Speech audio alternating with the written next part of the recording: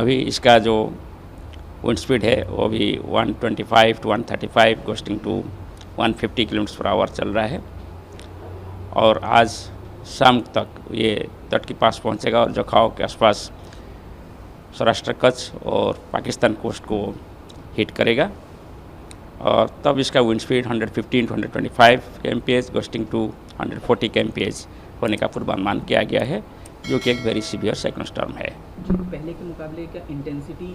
के बारे में थोड़ा सा एक्सप्लेन कर दीजिए। जैसे हमने पहले बताया था कि आज साइक्लोन थोड़ा सा वीक होने का संभावना था और 125 to 135 गोस्टिंग 145 विंड स्पीड हम एक्सपेक्ट कर रहे थे सुबह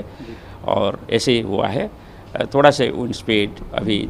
साइक्लोन के सेंटर के आसपास कम हुआ है, मगर फिर ये एक वेरी सीवियर साइक्लोन स्टॉर्म है।